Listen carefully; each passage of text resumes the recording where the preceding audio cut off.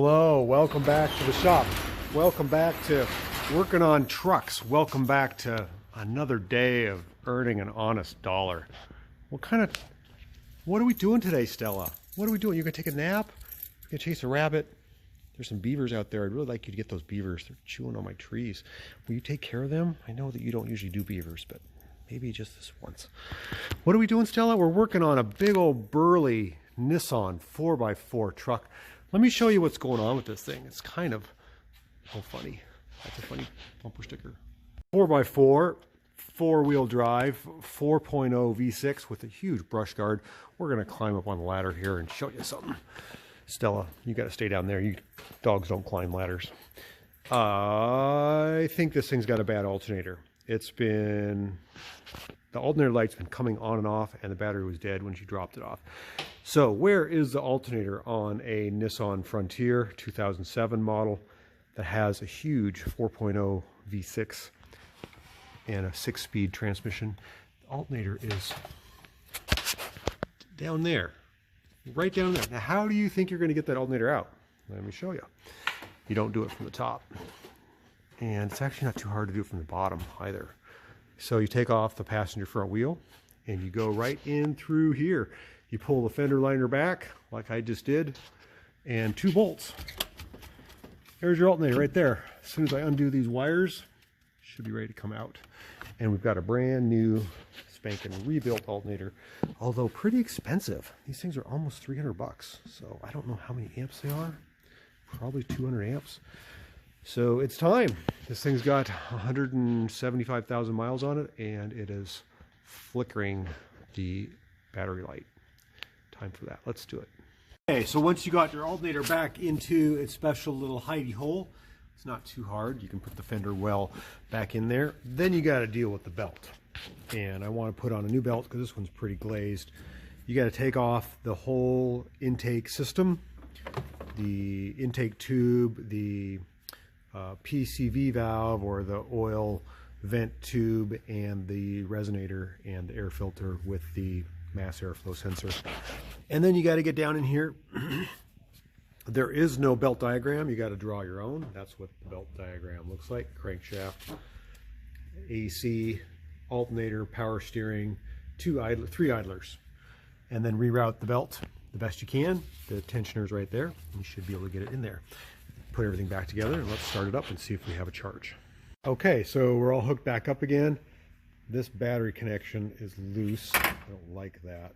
I'm going to replace that. But for now, starting this up, we have 12 volts. See if this alternator puts out. Everything is hooked back up, all our intake, and we're missing the screws there. I got to put those back in. Should be okay.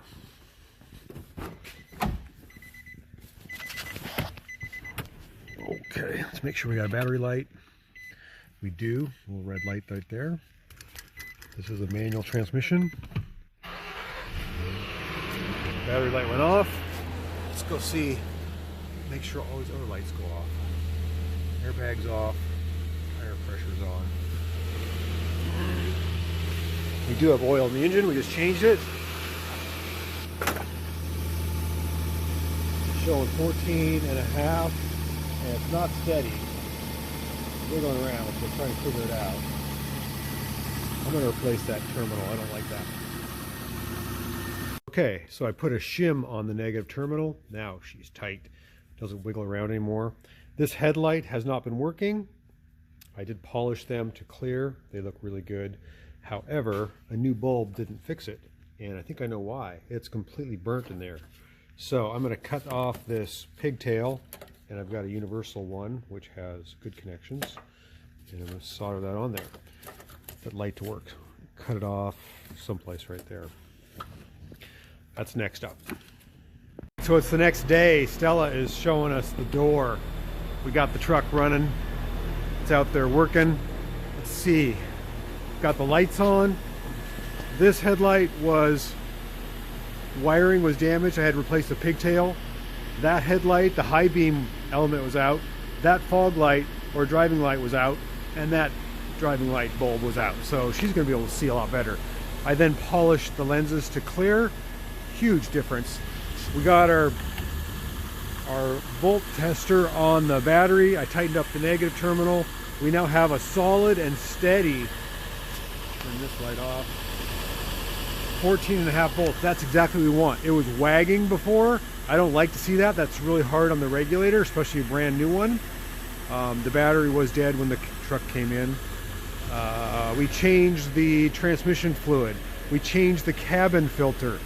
We put on a new serpentine belt, fixed the tailgate, fixed the canopy, fixed the check engine light.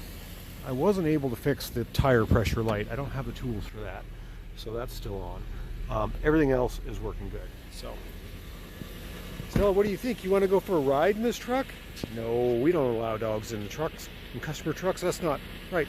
So we're going to check and take it for a drive and make sure she's happy. It was a major repair, a lot of little things, but had to get taken care of. Not liking these bushings on the radiator. The radiator's kind of flopping around. I might see if I can fix that somehow. Otherwise, what will happen is these metal brackets will cut into the plastic radiator and then it'll create a leak. So, got to make this thing as best as possible. She drives the wheels off this thing. It's got 220,000 miles on it, something like that. So, all right, thanks for watching. Another successful, happy customer hits the road.